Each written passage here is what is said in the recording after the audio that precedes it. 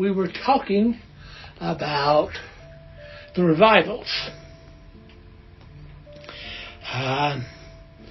These were extremely popular in the first 2 decades of the 19th century.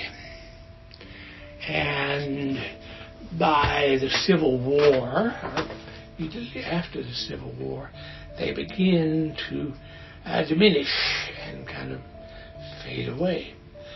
The last record I have of a large revival at Hiwassee College is 1859. I found a letter of a young woman who was at Hiwassee College writing to her brother about the, quote, big revival. Unfortunately, she gives no numbers or doesn't name any minister. It might be relevant at this point to discuss how you went about becoming a Methodist in the 19th century. Well, first of all, you were expected to have had a kind of emotional religious conversion experience at one of these revivals generally. If you had that, you would go to a minister and say something like, I found Jesus, I want to become a Methodist. And he would ask you to describe what today we might call your conversion experience. And if that was satisfactory to the minister, then you could become what was called in those days a probation member of the church, probational. What that meant was you were accepted for 6 months. You had to remain on probation so that the ministers would realize you were serious about this. When you were on probation, you were expected to demonstrate by your lifestyle that you had had a genuine conversion experience. At the end of 6 months, you would go back to the minister, generally the circuit rider who was located here meaning Madisonville, and he would question you very carefully. Have you been going to church regularly? You would generally go to the local minister and apply to become a genuine, full-fledged member. He would ask you questions like, have you been praying regularly? Have you been going to church every chance you get? And if you were a man, very importantly, have you abstained from alcoholic beverages? And if everything was yes, well, you might be allowed to join the Methodist Church as a full-fledged member, which meant 2 things. You could participate in communion. You would be allowed to take the bread and wine. You could be baptized. Generally, you would be baptized pretty much on your choice, either by sprinkling or by immersion in some flowing water. And once that had happened, you had become a full-fledged member. I looked at the statistics of the Madisonville circuit And the number of persons joining the Methodist Church in that circuit is really surprisingly high. I believe that is evidence of a large and successful revival meetings here.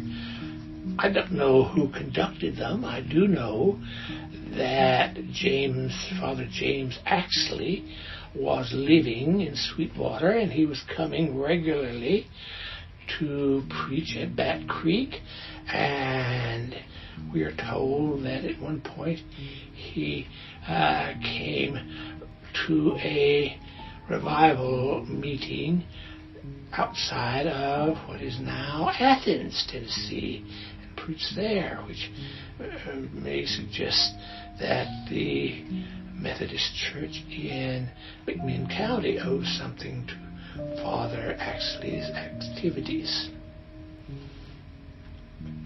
Well,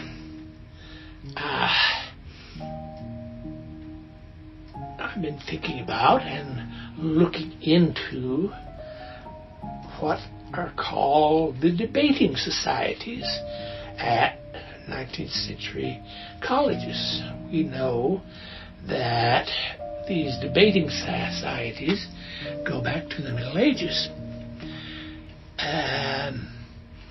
Hiwassee College, for example, we know had 3 debating societies.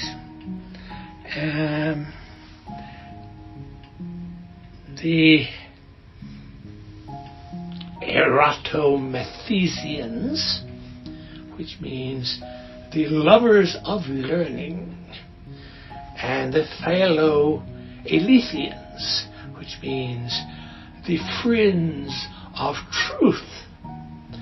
And the third was founded fairly late, and it was called the Castalian Society, which was open only to women, which refers to the springs of Castalia, which were proverbially pure.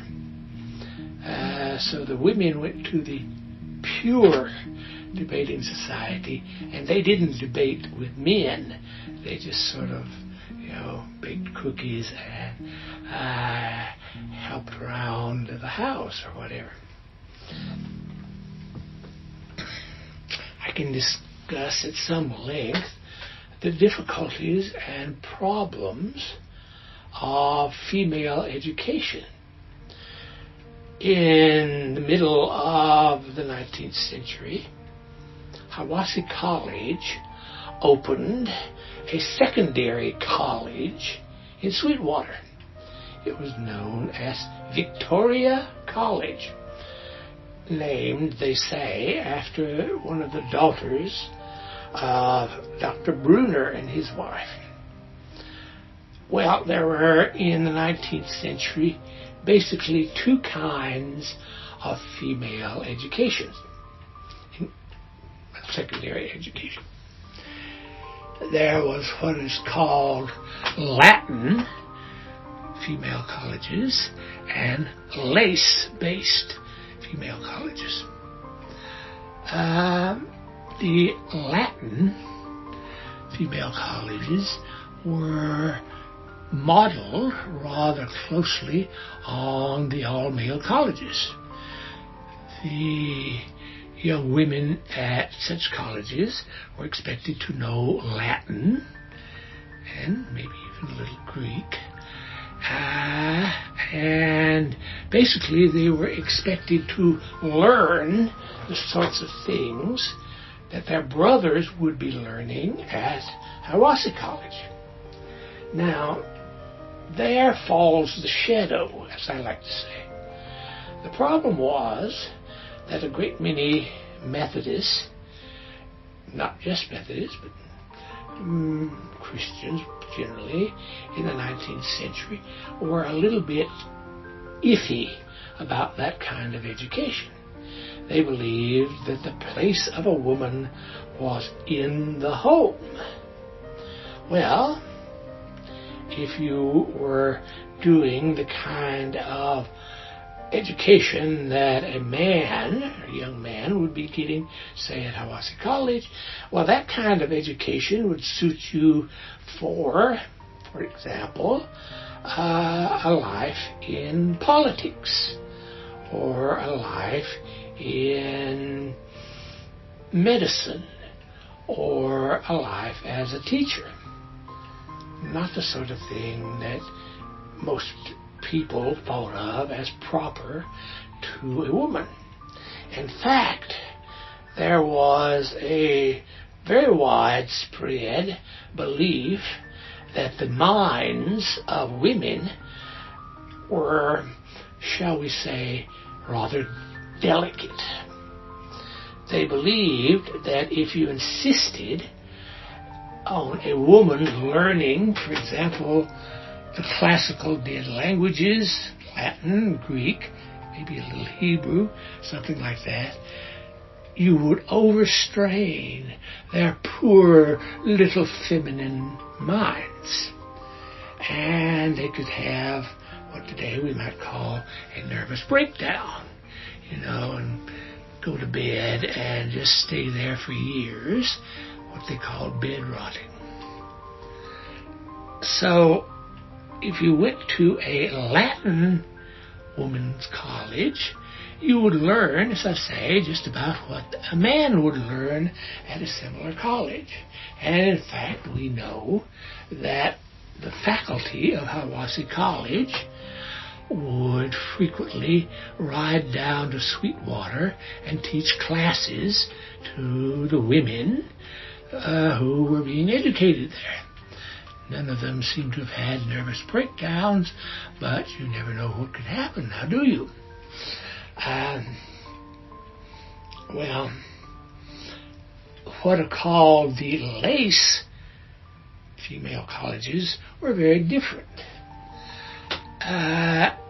For one thing, they did not insist on the dead languages, the classical languages. A young woman at a college like that would probably learn French, might, if she were interested, also add a little Italian, and if she were really ambitious, she might add as a third language German. None of the dead classical languages, but the living languages.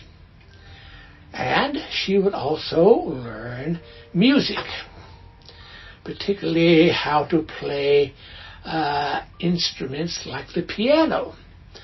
Violins, for example, because you have to hold them under your chin and all that, were not considered too ladylike. But it's okay to play a piano. And in fact, we know that Dr. Bruner's wife, Lizzie, she was a Key, it's her maiden name, she had in her time quite a reputation as an accomplished pianist, and she also taught piano. I'm sure she taught at Victoria College. And she had at one point, somewhere around here, something they called the Martha Washington School. I don't know where the building was, probably very close to the current or the former location of Hiwassee College, but she taught there, and she would be teaching piano. Well, if you were going to one of the lace women's colleges, you would be taught, for example, how to draw. You could draw portraits of your husband or your children or something like that. You'd be taught how to cultivate a flower garden in your yard. And then you could pick some flowers and put them on the dinner table when you had made a very delicious and nutritious meal for the males in your household. And you could make paintings. You could paint pictures of flowers and hang them on the wall in your living room and all of that. You would be taught calligraphy, you could do beautiful handwriting, that sort of thing. You would be taught to cook. You would be taught how to be a gracious guest. I like to say that, women who had this kind of education would generally be expected to marry to well-to-do men who had professional positions, good jobs. So if you married a woman from a lace college, it was like having a live-in maid and a home entertainment center all in one. This dichotomy between lace and Latin eventually caught up to Victoria College. In the later 19th century, when the Methodist Church was thinking about and negotiating taking over Hiwassee College. Well, a lot of the conservatives were not very comfortable with the fact that here was Hiwassee College running another college that was definitely a Latin women's college in Sweetwater. So, as a kind of agreement to settle the issue, the Holston Conference bought Victoria College and promptly closed it down. If you go to Sweetwater, if you know where the Baptist Church is in Sweetwater, we know that lot was the location of Victoria College. And there is one picture that I have seen of Victoria College. It was built to look like a classical Greek temple with these tall pillars forming a porch in front of it, indicating that it was a college in the Greek tradition, which meant a more rugged form of academia and all of that. But, comments, questions?